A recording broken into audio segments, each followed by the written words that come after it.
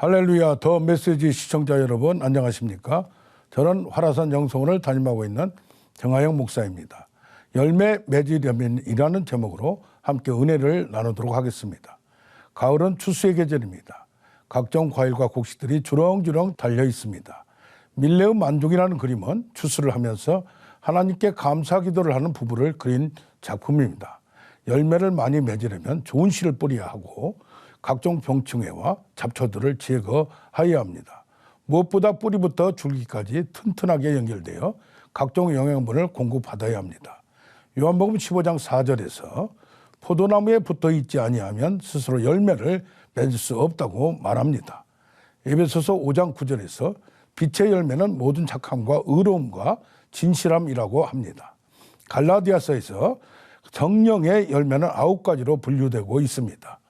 베드로 후서에서 신의 성품에 참여함으로 품성의 변화까지 요구하고 있습니다.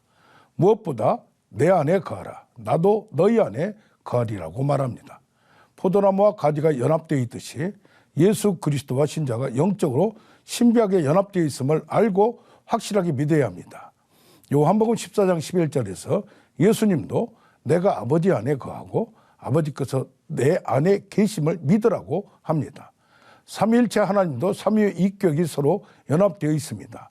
예수님은 보이지 않는 하나님의 형상이시며 하나님 영광의 광채시며 본체의 형상입니다. 예수님 안에 하나님이 함께 하심을 알게 됩니다. 요한복음 14장 17절에서 다른 보혜사 진리의 성령께서 너희와 함께 거하시고 너희 속에 계심이라고 말합니다. 예수께서 그리스도의 영이신 성령으로 우리 안에 내주하고 계심을 믿어야 합니다.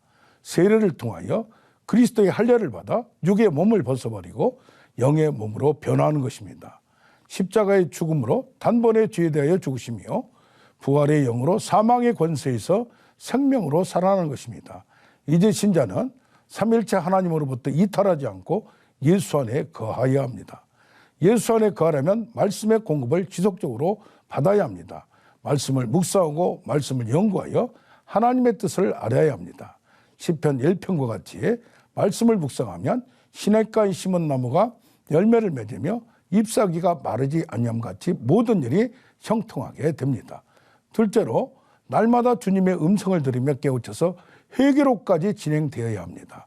변화를 받으려면 자신의 잘못된 부분을 깨달아야 합니다. 성령은 깨닫게 하여 주고 모든 비밀을 가르쳐 주십니다. 신자가 영적으로 연합되어 있으면 영의 생각으로 온전히 연합되어야 합니다. 영의 생각은 하나님의 방법이며 하나님의 영으로 인도함을 받아야 합니다. 영으로서 육신을 죽이면 살게 됩니다. 육신의 소욕과 성령의 소욕은 갈등하며 충돌하게 되어 있습니다. 신자라 할지라도 육체의 소욕을 완전히 버릴 수는 없습니다. 육체를 가지고 세상에 살아가다 보면 욕망과 죄악 가운데 오염되어 떠날 수가 없는 것입니다. 신자는 구조적으로, 고질적으로, 습관적으로, 개인적으로 내재되어 있는 자신의 연약한 구조를 알고 죽을 때까지 죄악과 싸워야 합니다.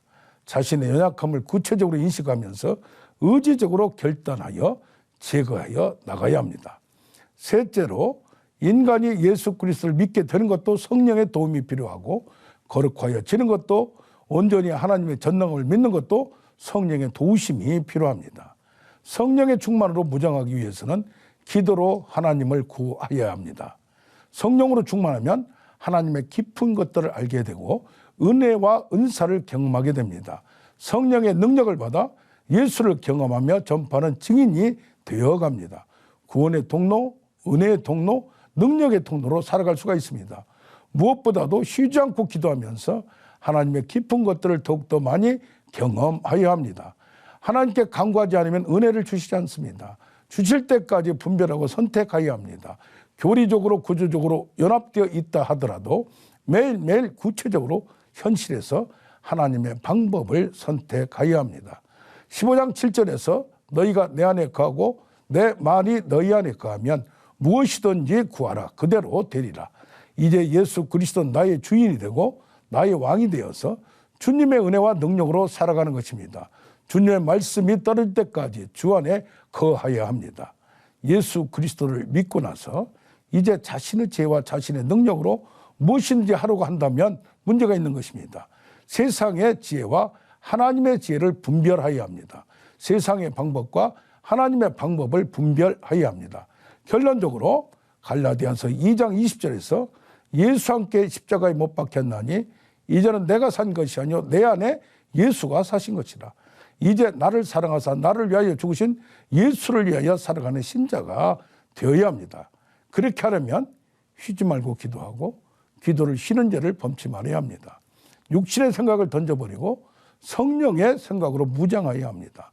현실과 상황을 보지 말고 말씀과 지혜가 충만하여 믿음으로 도전함으로 승리하시기를 축복합니다. 지금까지 더 메시지의 정하영 목사였습니다. 감사합니다.